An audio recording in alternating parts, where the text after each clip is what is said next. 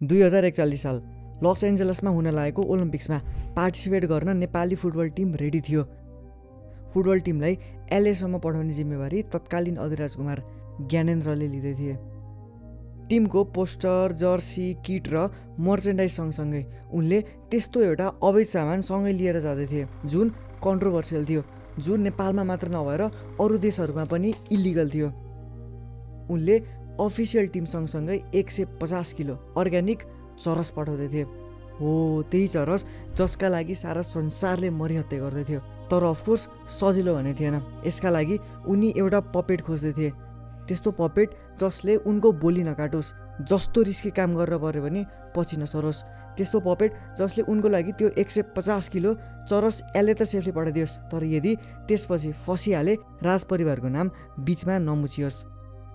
उनले त्यस्तो कोही भेटे या भेटेनन् त्यो आफ्नै ठाउँमा छ, तर संयोगवश नेपालमा त्यतिखेर एउटा बडो अचम्मको कानुन थियो जसलाई ज्ञानेन्द्रले भरपुर एक्सप्लोइट गरिरहेका थिए। कानुन के थियो भने राज परिवारका सदस्यहरू विदेश जाँदा वा आउँदा उनीहरूको इन्टरनेसनल एयरपोर्टमा ब्यागेजलाई चेक गरिने छैन। सोही लको फाइदा उठाएर भाइ ज्ञानेन्द्र र धीरेन्द्र नेपालबाट मूर्ति र चरस लिएर जान्थे र इन रिटर्न गोल्ड र हेरोइन लिएर आउँथे इलिगल्ली राजाको परिवारले। त्यो कानुनको फाइदा उठाएर ज्ञानेन्द्र र धीरेन्द्र यहाँबाट पुराना मूर्तिहरू र चरस लिएर जान्थे विदेशमा, र उताबाट आउँदा चाहिँ सुन र हेरोइन लिएर नेपालमा हेरोइन इन्ट्रोड्युस गराउने नै ज्ञानेन्द्र। अधिराज कुमार ज्ञानेन्द्र वीर विक्रम शाह यो मूर्ति र शालिगप्रति यति धेरै क्रेजी भएका थिए कि उनले अहिले पाटन दरबारमा भएको स्तम्भमाथिको मल्ल राजाको मूर्तिलाई क्रेनले निकाल्नसम्म तम्सिएका थिए। तर उनलाई साथीभाइ र पुलिसले रोकेपछि धन्न मूर्ति जोगियो। त्यसपछि उनलाई डाइभर्ट गर्न राजाले युरोप पठाइदिए। तर यो कुराको समाचार बन्न नपाउँदै कुरा हावामै सेलायो। कुरा कति दिनसम्म लुक्थ्यो र एक दिन त बाहिर आउनु नै थियो र यसलाई बाहिर निकाल्ने काम गरे तत्कालीन पञ्चायत विरोधी पत्रकार पदम ठकुराठीले।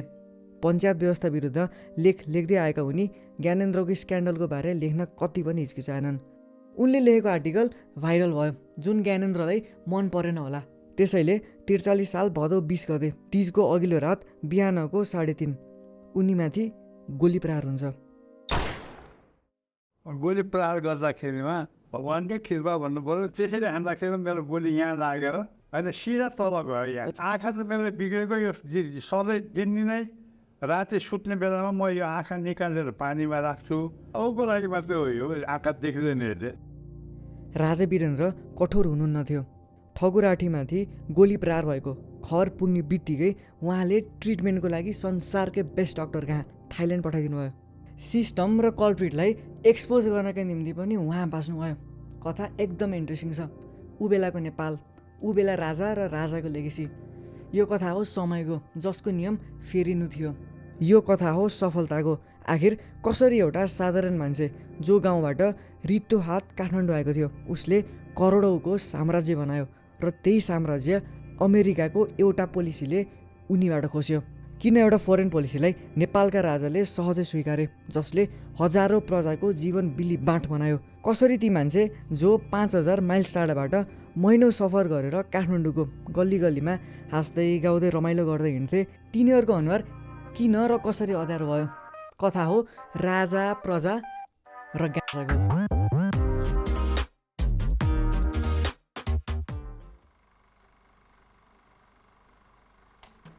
marijuana, hashish, गान्जा, चरस, भाङ, धतुरो र टेम्पल बल। यी कुनै नौलो शब्दहरू होइनन्, थाहा हामी सबैले छ होला र कतिपयले त यसलाई लिगली ट्राई पनि गर्नुभएको होला। हाम्रा बुढाबाले गाउँघरतिर यसलाई तोपिलो झार भन्थे रे, तोपिलो झार। र यही तोपिलो झारका लागि मरिहत्ते गर्ने मान्छे थिए हजारौँ किलोमिटर पर। परन्तु यो दूरीले उनीहरूलाई रोकेन। मेरो जस्तै लामो कपाल, ओभरसाइज कपडा र अनुहारमा हाँसो, हातमा क्यासेट प्लेयर जसमा बब डिलन र बिटल्सको गीतहरू घन्किरहेको हुन्थ्यो। जिन्दगीमा हेर्दा केही पनि तनाव नजस्ता देखिने गोराहरू जसलाई भनिन्थे हिपिज। सबै हिपिजहरू गोरा थिए तर सबै गोराहरू हिपिज थिएनन्। हिपिजहरू युरोप र वेस्टदेखि मिडल इस्ट हुँदै यस मर्सिडिज क्याम्परमा काठमाडौँ आउँथे। संसारको कुना काप्चाबाट आए पनि उनीहरूको जङ्सन एउटै थियो, फ्रिक स्ट्रिट। हिपिजका लागि फ्रिक स्ट्रिट केवल नाम थिएन, उनीहरूको लागि त यो एउटा इमोसन थियो, प्याराडाइज थियो, साङ्ग्रिला थियो, अर्थात् हाइपोथेटिकल युटोपिया। नेपालीमा भन्दा राम राज्य, स्वर्गलोक, जहाँ के कुराको पनि तनाव छैन, चिल, आनन्द, शान्त।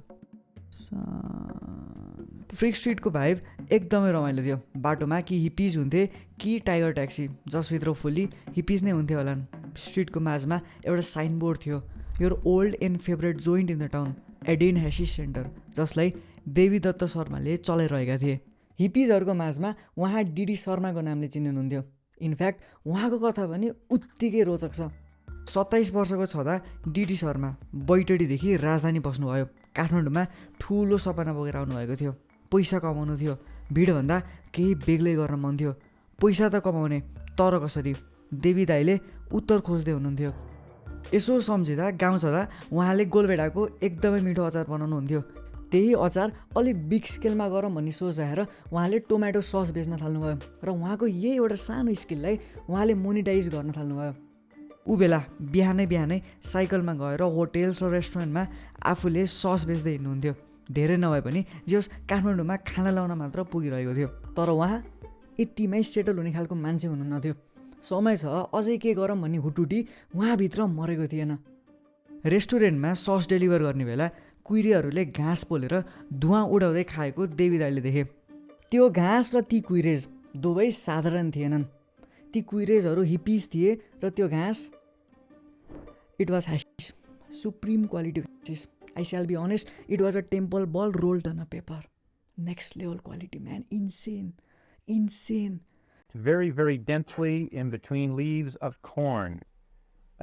It looks like a very good quality marijuana. Very awful lot of the resin. It's very dense, very thick. How much did that sell for? How much money?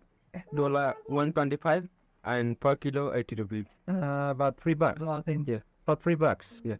दिनभरि सस बेचेर पनि नकमाइने पैसा मात्र एक थैलो गाँजा बेचेर कमाउन सकिने कुरा थाहा भएपछि उहाँ तोपिलो जारको बिजनेसतिर मोडिनुभयो।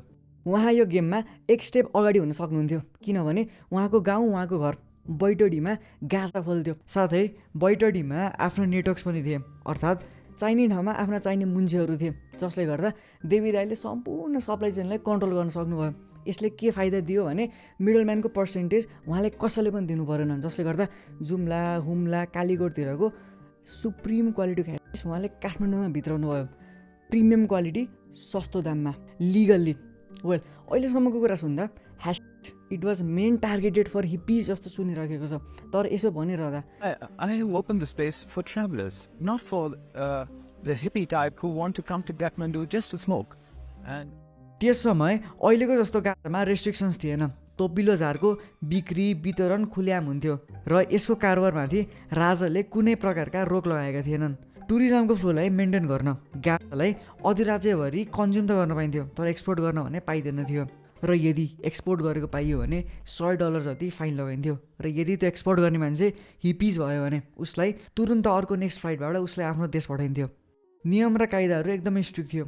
यो नियम सबैका लागि थियो, राज परिवारको लागि पनि थियो, अधिराज कुमारको लागि पनि थियो, if you know what I mean. Anyway, हिपिजका लागि काठमाडौँ त्यसै प्याराडाइज भएको थिएन। यहाँको स्पिरिचुअल एनर्जी, भाइब्रेसन र एम्बियनले गर्दा हिपिजलाई मुग्ध बनाएको थियो। वेल, समय बित्दै जाँदा देवी दत्त दाईको ह्याप्पी सेन्टर सबैको जिब्रोमा जोडिन थाल्यो। बेसमेन्टमा स्टोर र माथि रिल्याक्स गर्दै चिल गर्ने ठाउँ थियो। उहाँले आफ्ना कस्टमर्सलाई फ्री स्याम्पल्स पनि ट्राई गर्न दिनुहुन्थ्यो, जुन सुविधा अरू अन्त कतै थिएन। एडभर्टाइजमेन्ट पनि एकदमै बोल्ड र स्ट्राटेजिक थियो। काठमाडौँको गल्ली गल्लीमा शिवजीको क्रिएटिभ पोस्टर्सहरू थियो। उहाँले त्यो टाइममा वेबसाइट पनि बनाउनु भएको थियो, जुन अहिलेसम्म लाइभ छ, www.edenhes.com। सबै राम्रो हुँदै थियो। उता गाउँमा गाउँले किसानहरूको पनि मिठो कमाइ हुँदै थियो। नाचगान र रमाइलोमा दिन बित्दै थिए।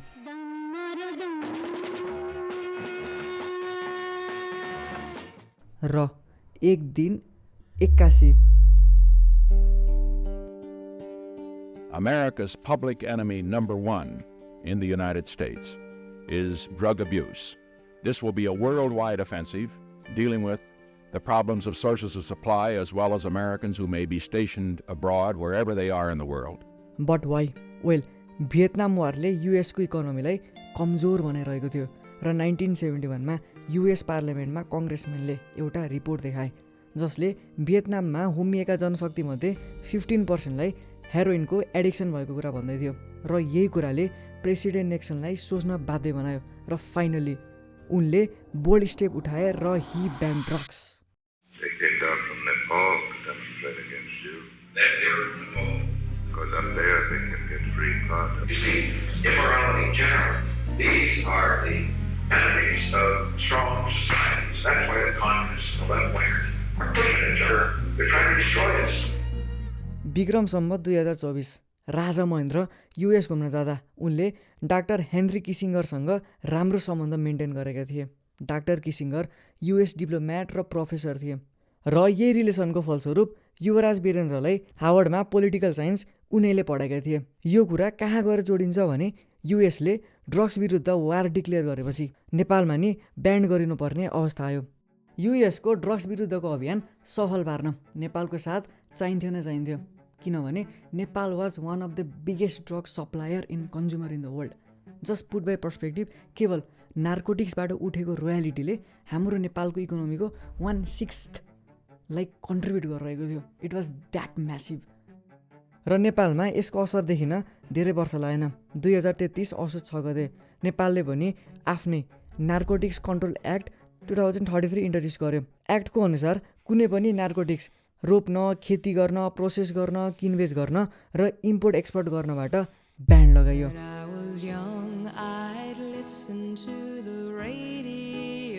फ्रिक स्ट्रिट, जहाँको अरा एकदमै क्लासिक र हार्मोनी हुन्थ्यो. गीतमा रमाइलो गर्दै अङ्गालो मार्दै हिपिजहरू हिँडिरहेका हुन्थे. त्यहाँको माहौल अब बिस्तारै सेलाउनेवाला थियो. इनिसियल्ली रियालिटीले एक्सेप्ट गर्न गाह्रो नै भयो, तर वर्षको एक दिन गाँजा वाज स्टिल लिगल. शिवरात्रिको दिन, बट नट फर लङ. अहिले गाँजा बन्द भएछ बाबु, यो जमानै खराब आएछ है. ड्रग्स ब्यान्ड भइसकेको 8 वर्षपछि अराउन्ड 46 सालतिर डाक्टर किसिङ्गर र केही नार्कोटिक एजेन्ट्सहरू काठमाडौँ आए. काठमाडौँमा आएर यसो स्काउटिङ गर्दा उनले असनको ब्याक स्ट्रिटबाट 2 किलो प्योर हेरोइन पर्चेज गरे. रिमेम्बर, ड्रग बेच्न इलिगल भइसकेको थियो, तर पनि ब्याक च्यानल्सहरूबाट किनबेच भइ नै रहन्थ्यो. ओके, अनि यो 2 किलो हेरोइन उनले इन्सपेक्टर जेनरल दिलबहादुर लामाको डेस्कमा थमाइदिए. इन्सपेक्टर लामा टुवा परेर हेरेको हेरे भयो. आइरोनिकल्ली डिबी लामा केवल जेनरल इन्सपेक्टर थिएनन्, उनी रोयल फ्यामिलीका नजिकका मान्छे पनि थिए. धेरैजना मध्ये उनको पनि हेरोइन स्मग्लिङमा मेन हात थियो. पछि उनको घर खानतलासी गर्दा घरमा भएका पाइप्सहरू सुन्ने बनेको थियो र त्यसलाई छोप्न नर्मल पेन्टको कोटिङ लगाइएको थियो. तर वेल, यो कुरा कसरी थाहा भयो त? कुरा यो पनि इन्ट्रेस्टिङ नै छ. असनमा डाक्टर किसिङ्गरले हेरोइन किन्दा उनले ट्राभल्स चेकबाट पर्चेस गरेका थिए. यो भनेको अहिलेको मोडर्न डेजको डेबिट कार्ड जस्तै हो र यसैले ट्र्याक गरेर डाक्टर किसिङ्गर डिबी लामा समक्ष पुग्यो र अन्त्यतः उनलाई करप्सन र स्मग्लिङको नाममा एरेस्ट गरियो. इनफ इभिडेन्सेसहरू भइसकेपछि royal family had to sacrifice him. तोकेरै भन्दा ज्ञानेन्द्रले उनलाई सेक्रिफाइस गर्न बाध्य भए.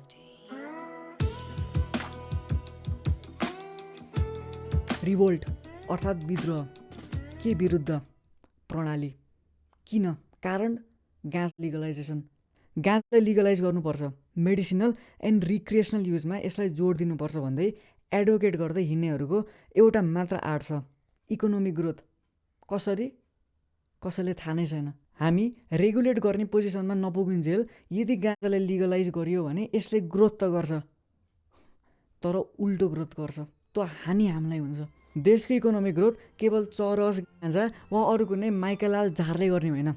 र यसो भनिरहँदा गाँजालाई ब्यान नै गरेर राख, गाँजा साजालाई जलाइदेऊ, नष्ट गरिदेऊ, मजिलेर जेलभित्र थुन्न, पार्लियामेन्टमा यसो गरेर के कुरै नगर भनेर एडभोकेट गर्दै हिँडेको पनि होइन म.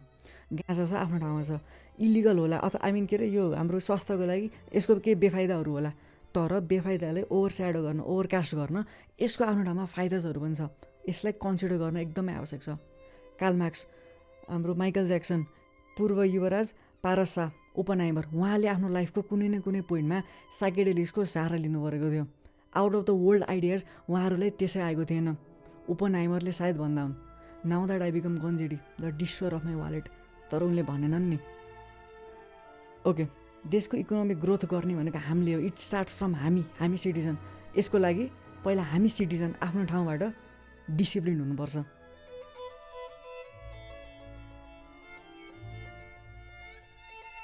Seeing political opportunity in economic collapse, the Communist Party exploited local grievances and persuaded residents that only a violent overthrow of the government would solve their problems.